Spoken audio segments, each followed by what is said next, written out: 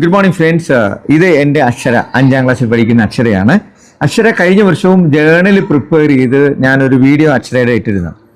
അക്ഷരയുടെ ജേണലിൻ്റെ പ്രത്യേകത ആദ്യമേ ഞാനൊന്ന് പറയട്ടെ. അക്ഷര തന്നെയാണ് ഇതെല്ലാം ഡിസൈൻ ചെയ്തിരിക്കുന്നത്. ഇതിൻ്റെ ഓരോ ഭാഗവും അക്ഷര തന്നെ ഡിസൈൻ ചെയ്തിരിക്കുന്നതാണ്. ഇതിന് എല്ലാ കോർണേഴ്സിനും ഒരു ബോർഡേഴ്സൊക്കെ ഉണ്ട്.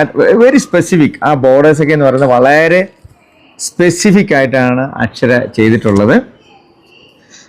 അപ്പോൾ അക്ഷരയെ പോലെയുള്ള കുട്ടികളാണ് ഇങ്ങനെയുള്ള നല്ല ആക്ടിവിറ്റികളൊക്കെ ചെയ്ത് വരുന്നത്.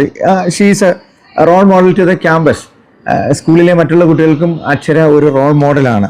അക്ഷരയുടെ ഓരോ വർക്കിനും അതിൻ്റെതായിട്ടുള്ള പ്രത്യേകതകൾ ഇഷ്ടം പോലെ കാണാം. Really I M impressed.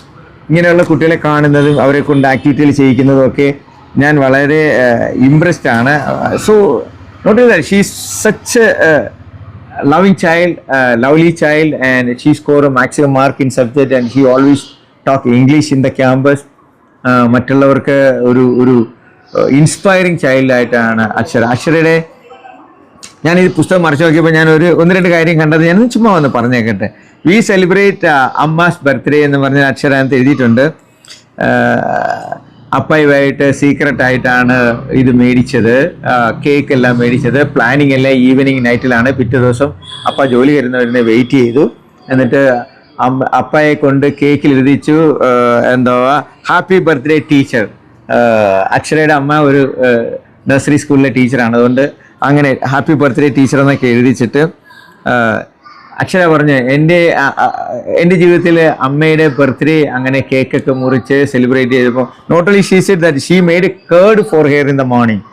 അങ്ങനെ അതിനകത്ത് എഴുതിയിട്ടുണ്ട് അല്ലേ മോളൂ?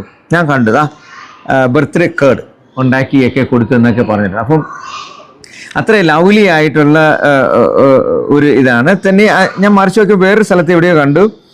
Today is my happiest day because I get my Malayalam paper. എല്ലാ പ്രാവശ്യവും ഞാൻ പരീക്ഷ എഴുതുമ്പോഴത്തേനും 1-2 വാക്കുകൾ സ്പെല്ലിങ്ങുകളൊക്കെ തെറ്റിയിട്ടുണ്ടാകും. ഈ പ്രാവശ്യം എൻ്റെ പേപ്പർ കിട്ടിയപ്പോഴത്തേനും ഒരൊറ്റ സ്പെല്ലിങ് പോലും കറക്ഷൻ ഇല്ലാതെയാണ് ഞാൻ എഴുതിയത്. അപ്പോൾ എനിക്ക് തന്നെ സർപ്രൈസ് ആയിപ്പോയി എന്നൊക്കെയാണ് അക്ഷര ഇതിനകത്ത് എഴുതി വെച്ചിരിക്കുന്നത്. സാർ അതൊക്കെയാണ് കണ്ടത് അക്ഷര? അങ്ങനെയൊക്കെയല്ലേ എഴുതി വെച്ചിരിക്കുന്നത് നീ?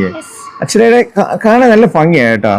പിള്ളേരിത് ലൈഫിൽ എല്ലാവരും പ്രാക്ടീസ് ആക്കേണ്ട കുറേ കാര്യങ്ങൾ. ഇതിൻ്റെ ബോർഡേഴ്സൊക്കെ വെച്ചിരിക്കുന്നത്. She collect some other kind of paper and paste over here. അങ്ങനെയൊക്കെയാണ് അക്ഷരയ്ക്ക് എന്താ പറയാനുള്ള മോളു? പറഞ്ഞേ, എന്താ പറയാനുള്ള? പറഞ്ഞു. Nothing I have to say. Nothing you have to say. No. But you have to promise that you will be. നമ്മളുടെ നല്ല എഴുത്തുകാരൊക്കെ കുഞ്ഞുകാലം തൊട്ടേ നല്ല കാര്യങ്ങളൊക്കെ എഴുതി വന്നവരാണ്. അപ്പം നിന്റെ ഈ ജേർണൽസ് പോലെ നിന്റെ പ്രിപ്പറേഷൻ, നിന്റെ റൈറ്റിംഗ് ഒക്കെ നല്ല ബ്യൂട്ടിഫുൾ ആയിട്ടുണ്ട്. ഓരോ ദിവസവും ഓരോ പുതിയ അക്ഷര എഴുതിയിരുന്നത്. എൻ്റെ ഫസ്റ്റ് ജേർണൽ ഞാൻ തുടങ്ങിയപ്പം എനിക്ക് സബ്ജക്റ്റ് ഇല്ലായിരുന്നു എഴുതാനായിട്ട്. എന്തിനെ കുറിച്ചാണ് എഴുതേണ്ടതെന്ന് എനിക്ക് അറിയില്ലായിരുന്നു.